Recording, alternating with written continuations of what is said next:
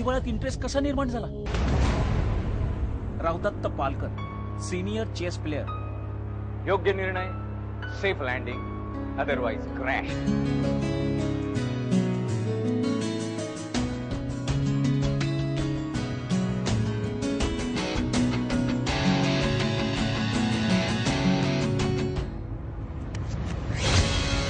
अमेरिकेचा big brain 1 रोबोची मिनीने खेळावा.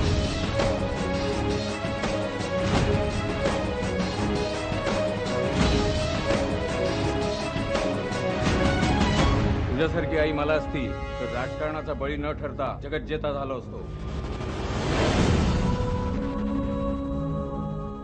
मला घटस्फोट हवा. विशेष असलेली मुलगी मेहनत आणि योग्य मार्गदर्शनाचा जोरावर नावारूपास येते. अशीच काहीशी कथा पाहायला मिळणार आहे मा चित्रपटातून. मराठी पहिला चित्रपट आहे निर्मितीत. मनाली सावंत जी आपल्या सोबत आहेत, निर्मात्या. आपण त्यांच्याकडून जाणून घेऊया की हा चित्रपट करण्यामागचा उद्देश काय होता, संकल्पना काय होती. बॉलिवूड ब्रेकिंग मध्ये आपलं स्वागत आहे मनाली. तुम्ही मराठी पहिला चित्रपट निर्मित करत आहात, काय सांगाल या चित्रपटाबद्दल? मला म्हणजे पहिलाच अनुभव आहे. इतकं बरं वाटतं आहे की माझ्या टीमने, प्रोडक्शन टीम हाऊसमध्ये माझी टीम आहे, त्याने मला फुल सपोर्ट केला. चांगलं म्हणजे जे काय माहिती नाही आहे ते पूर्ण सांगितलं. आणि माझा सपोर्ट म्हणजे माझा जोडीदार, त्याने मला इतका सपोर्ट केला की मला ह्याच्यातून काहीच म्हणजे प्रश्न नाही आला, म्हणजे कुठे काही अडलं नाही. खूप सुंदर विषय. आम्ही आज सुरुवातीला बघितला, पिक्चर येण्या अगोदर चर्चा चालली बरीचशी मराठी चित्रपट सृष्टीत. खूप सुंदर विषय घेऊन तुम्ही येते, काय सांगाल आपण?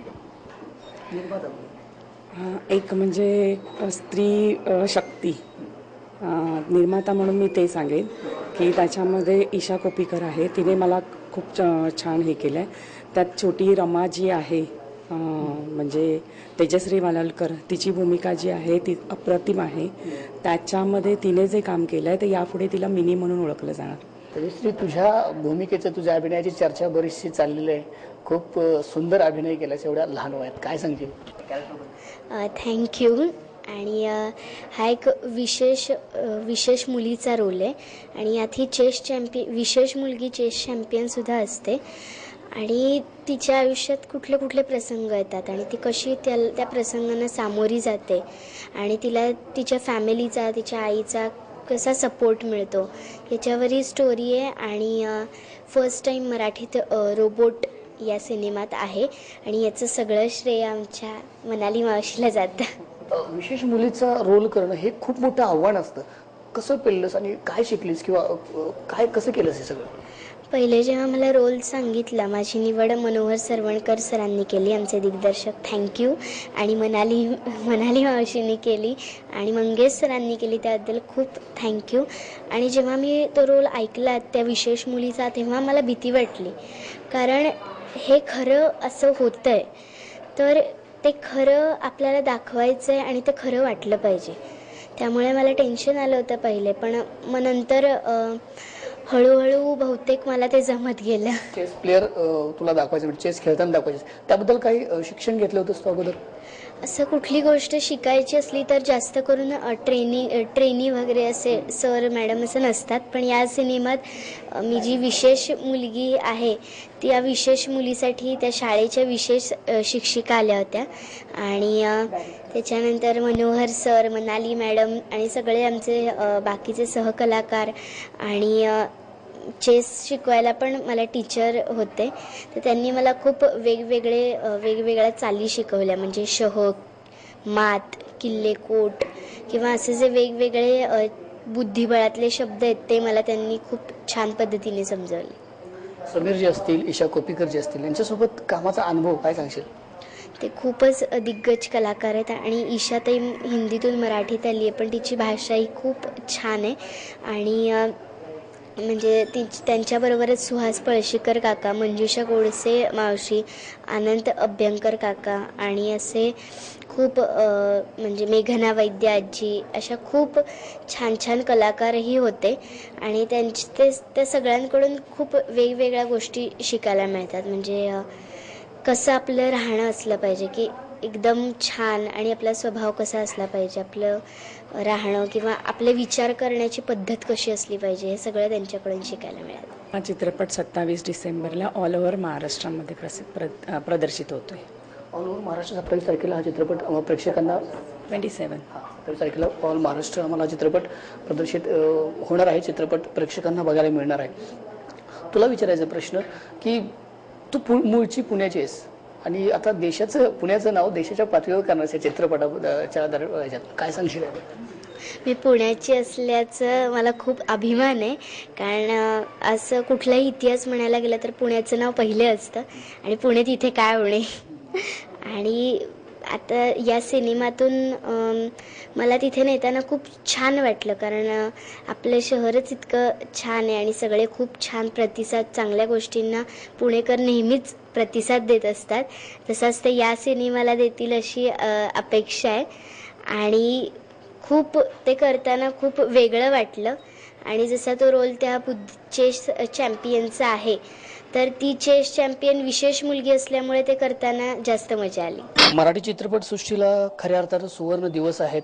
प्रेक्षकांची ही पर्वणीच आहे, कारण वेगवेगळे विषय, वेगवेगळे आशय घेऊन चित्रपट समोर येतात, वेगवेगळे धाटणीचे चित्रपट समोर येतात. असाच एक चित्रपट परिस्थितीवर मात करून यशस्वी जीवन जगता येतं किंवा यश साध्य करता येतं हा विषय सांगणारा मात हा चित्रपट लवकरच प्रेक्षकांच्या भेटले येतोय.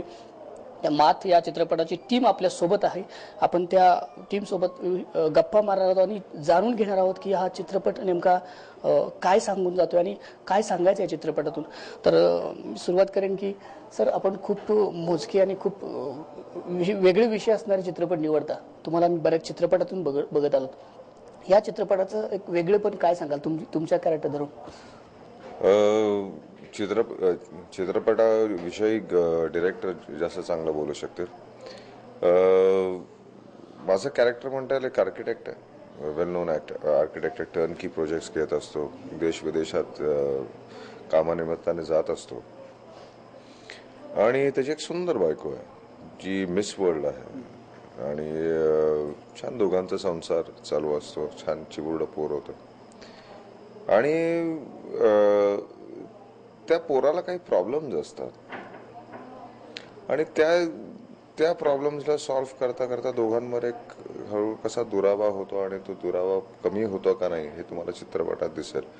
तर नातेसंबंधांविषयी हे चित्रपट आहे.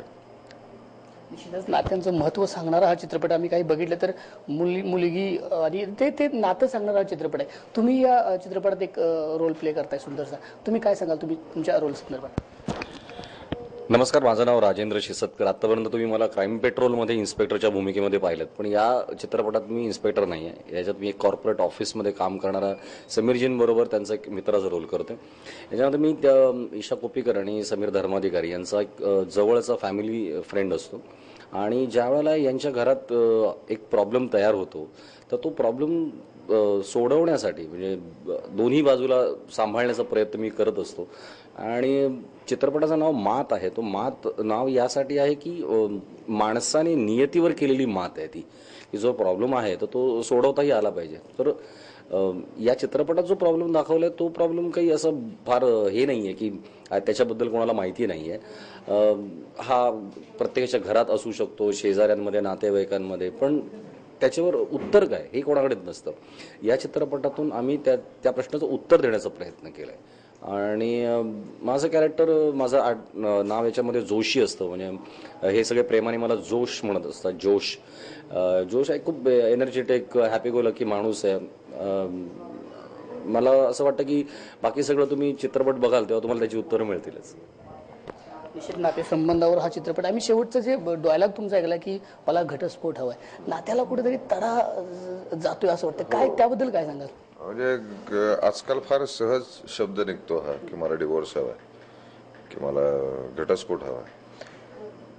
तर कधी काही वेळेस आपण खूप उथळ होतो असं मला वाटतं नात्यांमध्ये, की छोट्या छोट्या गोष्टींमधनं. म्हणजे जर आपणच विचार केला किंवा आपली भांडणं होतात नवरा बायकोमध्ये, प्रत्येक जोडीमध्ये गर्लफ्रेंडचे वाद होतात आणि त्याचं मूळ जर बघितलं तर इतकं छोटं असतं की काही नाही, एकमेकांचा इगो असतो तो.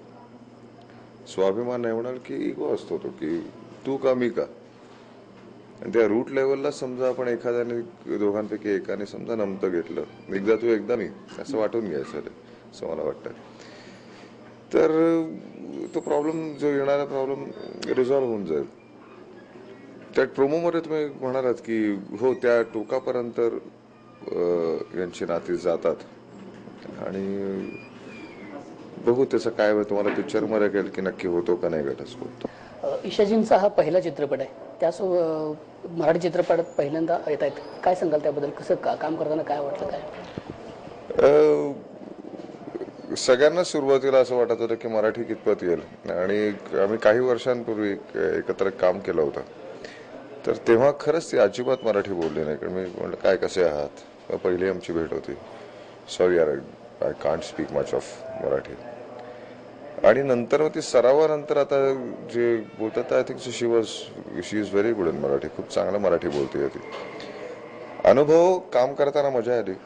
एक नवीन एक स्टाईल होती समोर काम करण्याची आणि त्याला रिस्पॉन्ड करताना पण फार मजा आली. तर अभिनयात तुमची एक खास वेगळी ओळख आहे. समीरजी असतील, ईशाजी असतील, यांच्यासोबत काम करण्याचा अनुभव काय सांगाल त्याबद्दल? मुळात हे दोघंही खूप सिनियर ॲक्टर्स आहेत, बरीच वर्षे यांनी काम केलेलं आहे. समीरजींबरोबर मी अगोदर एकदा काम केलेलं होतं, पण ईशा कोप्पीकर बरोबर पहिल्यांदा काम करत होतो. पण मला अजिबात कुठेही असं जाणवलं नाही की आम्ही सिनियर आहोत किंवा काय आहोत, खूप काही केलेलं आहे. कारण आमच्या तिघांची खूप छान केमिस्ट्री या पिक्चरमध्ये, आणि ती केमिस्ट्री आमची जर का पर्सनल लाईफमध्ये चांगली असेल तर ती फिल्ममध्ये पण चांगली येणार आहे. पण त्याचा फायदा झाला. आणि ईशा कोप्पीकरनी कधीच असं जाणून दिलं नाही की ती हिंदीतली खूप मोठी ॲक्ट्रेस आहे किंवा काय आहे. आम्ही पहिल्या दिवशीच आमचं खूप छान जुळलं एकमेकांबरोबर आणि आम्ही तिघांनी खूप धमाल टाइमपास केला. म्हणजे रडायचा सीन असला तरी आम्ही रडणं सीन कट म्हटल्यानंतर आमचा टाइमपास सुरूच होत होता. पण खूप छान मित्रमैत्रीण मिळाले या चित्रपटामुळे मला. मात या चित्रपटाबद्दल एका वाक्यात सांगायचं असेल तर काय सांगाल, कसं वर्णन कराल मात चित्रपट? मी ती सांगितलं की माणसाने नियतीवर केलेली मात आहे, की प्रॉब्लेम आहे पण त्याला उत्तरं पण आहेत, आपण ती शोधण्याचाच प्रयत्न करत नाही.